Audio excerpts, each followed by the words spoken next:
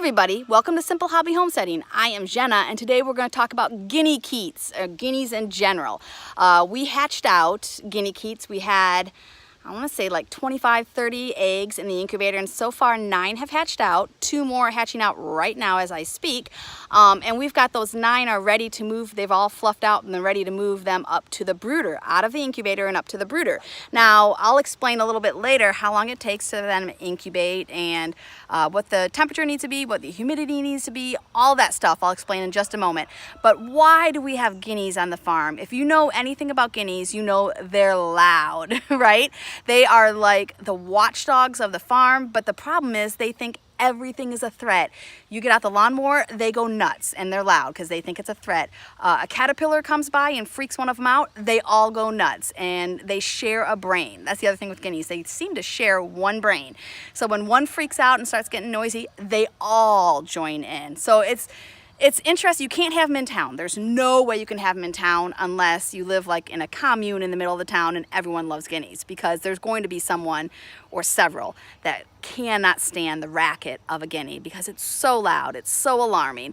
But we tolerate it here on the farm, and actually I love it. My husband's not a huge fan of it, but he knows when he hears it that it's a good thing because they're eating ticks. If they're available, 95% of a guinea's diet will be ticks, and they will seek and destroy those ticks. The nice thing about guineas versus chickens, when chickens, they have great eyesight, just like guineas, chickens, they all have great eyesight.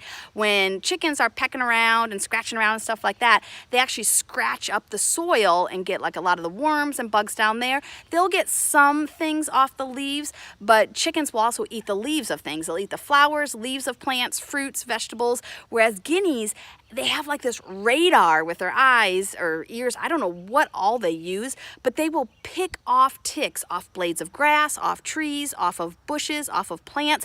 You can put your guinea in the garden and you can trust that they will pick off the bugs off the plants without hurting the plants at all. They don't go after the vegetables, they don't go after the fruits. Guineas need a high protein diet, so most of their diet is bugs, frogs, snakes, anything with protein. So you're looking at things like that. Plants have a lot of vitamins and minerals, but the guineas are all about the protein. So they go after a ton of ticks. And people will tell me, well, possums do too, Jenna. Yeah, possums are wonderful, God's creatures, whatever, but they eat my chickens. And don't even tell me they don't, because I've caught them eating my chickens. So possums do eat ticks, but we can't have possums around here because they eat my chickens. So guineas don't eat the chickens. They're wonderful, but guineas aren't the smartest critters. When they lay their eggs, and they hide their eggs in the woods, and they're really, really hard to find unless you're a fox or a possum or a raccoon, because what the guineas will do is they'll lay all their eggs in the woods in their nest, and guineas also mate for life. They have a mate and they mate for life. And so the hen will sit on the eggs, the clutch of eggs. When she gets about 10, 15 eggs, she'll sit on the clutch of eggs and she won't move. Like, she won't get off that nest. At night she won't move, during the day she won't move. She will sit on that nest, and so she's such easy prey for a fox or a possum or raccoon to come by and get her, especially at night. She might move off the nest during the day if something comes to get her, but at night she definitely won't move. Chickens and guineas, they don't move at night.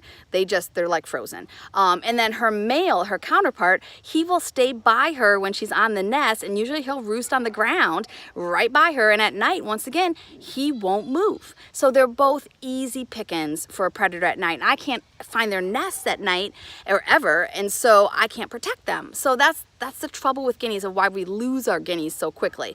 Also, they tend to have a huge territory, and so they will go far and wide, and we are probably about a half a mile from the nearest road, but they will go up that far for the spreading of their territory, and sometimes they get hit. And so that's the other problem with guinea. They really, for what we have them for, we can't keep them penned up.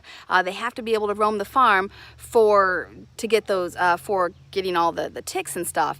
And so we love them, but we have to replace them often. And so that's why I'm just going to start hatching out a clutch of guineas about every 2 or 3 months. And if we have guineas that are super smart and they tend to live a lot longer, that's wonderful, then we will just sell off some of the Keets as we hatch them. But if we need to replenish our own supply of guineas, then that's what I'll be doing, is hatching out clutch after clutch of eggs. And what I'm going to do is have a couple breeding pairs penned up, and so that I can collect their eggs. And we'll maybe switch out the breeding pairs if I can, or I'll just be super Sherlock Holmes and look out for those nests in the woods. I don't know which I want to do. I don't know yet. We'll see. We just have little babies. They're like a day old. I don't think I need to be planning their baby showers yet. Or they're expecting, whatever you call it. What's the shower where the mom's expecting? It's a baby shower. Yeah, you have that before the baby. So I'm not planning any baby showers yet for my guineas. Haven't even started laying eggs. They were just hatched. So yes. So we're going to play with guineas. So I'm going to take you along and exactly what I do. Here we go. All right, everybody. So I got the tank cleaned out. We had the last clutch of chicks in here, and so we are going to put our guinea Keets in here. I cleaned it out, I disinfected it, and now I'm going to leave it in the sun to dry. Did you know that the sun is the best natural disinfectant? That's why it's really great to hang your laundry out on a clothesline and let it get the sun, because it will naturally disinfect and take away any germs or anything like that, especially when the family's been sick or something, out of the clothes, even after you wash them. So really great. I'm going to let this sit in the sun, and then I'm going to fill it with our weeds and things like that to put our guinea Keets in. I'm excited. All right, folks, we have the guinea Keet brooder just about ready. I just need to hang the water from that little carabiner clip there, put their food in there. We do have a heat lamp in. We'll probably keep that on just for the beginning day or two that they're in the brooder, and then just at night. During the day they should be okay, just because we're nice and warm during the day. But I like to use weeds and things like that in there instead of pine shavings, because it cuts down on the cases of coccidiosis for us. I really just love it. We did bring the outdoor chicks in for a while because we're going to get a ton of rain, and their outside pen, there is shelter for them, but if we get a ton of rain, it tends to flood in that area, and I don't want them swimming, and so they're not ducks. So we brought them in the inside brooder, and we're going to bring the guinea Keets up. I'm very excited. Alrighty, folks, so we have the chicks in the basement because it's more of a constant temperature. And so we just have a simple styrofoam brooder. We have incubator. We have another incubator that we're going to put some other guinea eggs in, but this is just one of the simplest that you can buy, and it works well. So I just wanted to show you how that works. Guinea Keets incubate for 28 days, and they like their temperature at 99.5 degrees Fahrenheit. And for the first 25 days, the humidity has to be between 35% and 45%, and then the last 3 days you take them out of the turner, or you stop turning them, and let them sit so that the chick or the Keet can get acclimated to how it needs to peep out. And then you actually need to raise the humidity to between 55 and 65% humidity. And so we are going to take these guinea Keets out. They hatched, some hatched on Monday, some hatched on Tuesday, and chicks and Keets can live for 3 days without food and water. That's why they're able to ship them to you in little boxes through the post office, through just the regular mail, because right after they hatch out, they wait till they fluff out a bit, till they dry out, and then they just box them up, and they've got 3 days to make it to you, because they can live on the nourishment of eating that yolk in the egg. And that's what they eat in the egg, and that's what nourishes them in the egg as they're growing, and it's what sustains them for the 3 days if they don't get food and water. And the reason why that is, why God designed it that way, is because sometimes it takes a couple days for all the chicks or all the Keets to hatch out. And so mom will stay on the nest, and she needs to be able to have those chicks, the first chicks that hatch, needs to be able to have them live while they wait for the other ones to hatch. So after the last one hatches, and the mom can tell, the chicken or the guinea can tell by the peeping inside, by the movement of the eggs, she knows when to get off the nest. And so when that last one hatches out, hopefully it's within 3 days of the first one, then she takes all the chicks off the nest and they go eat and drink. And so everyone's good to go. These guys, like I said, some hatched out Monday, some hatched out Tuesday. It is now Wednesday. So we are taking all the fluffy butts out. And then if there's any that are wet that have just hatched out, we'll leave them in for a day or two. So let's see how many we have. All right, we're going to lift the lid. Oh, we've got quite a few little fluffy butts. All right, so... and I've got a bucket here that I'm just going to put them in for the trip.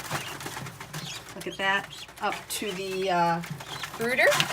So we'll count them as they come out.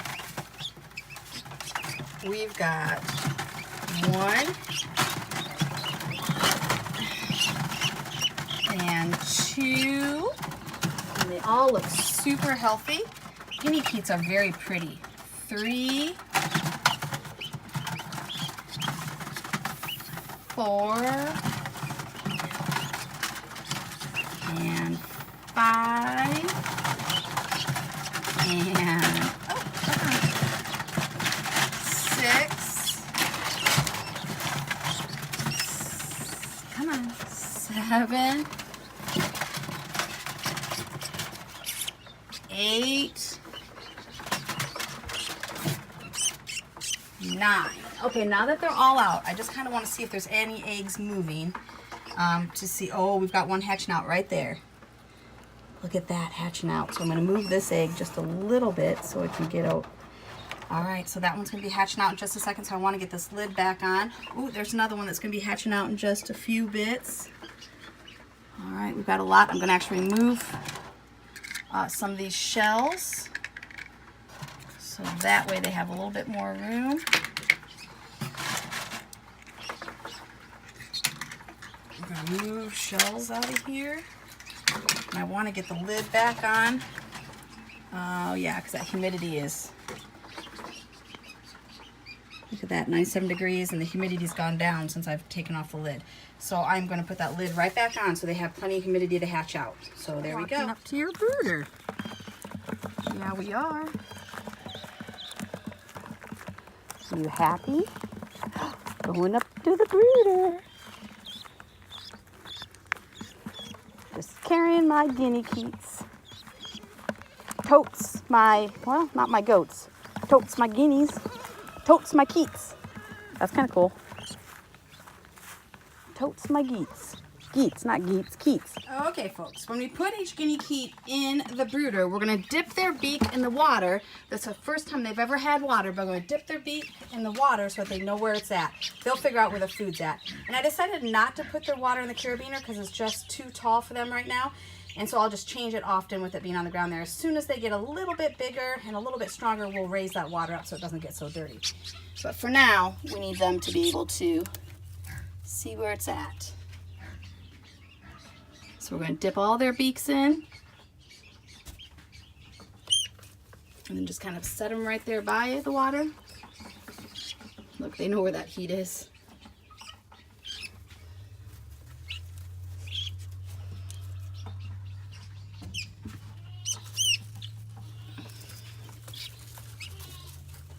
Getting over to the food. They're actually quite strong and fast.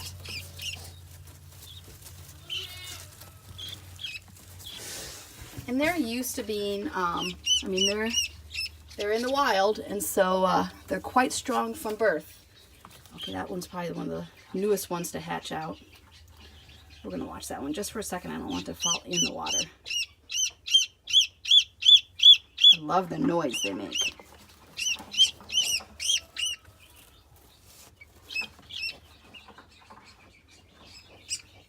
We've got all, these look to be all pearl guineas. No lavenders in this bunch yet. All right, there we go. And they're in. They like the jungly feel.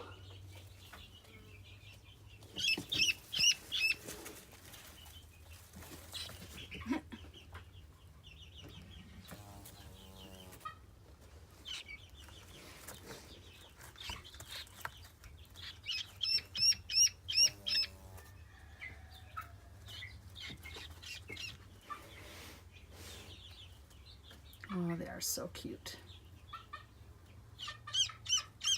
Can you find all 9? 1, 2, 3, 4, 5, 6. 2, 3.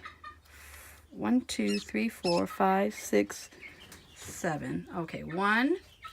We got 1, 2, 3, 4, 5, 6, 7. There's 4 there. Ooh, 8 in the corner. 7, 8. So there's 1, 2, 3, 4, 5 over there. Ooh, stink bug.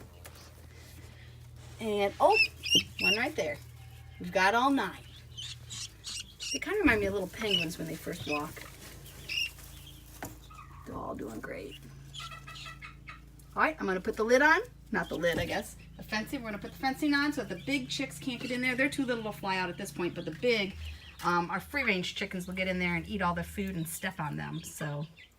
Oh, look at those two. They're so happy. I love little Guinea Keets. All right, guys, thanks for coming along with me on the Welcome to the Brooder Keets. And we hatched all these out. And there's more hatching out as you saw. I'm excited.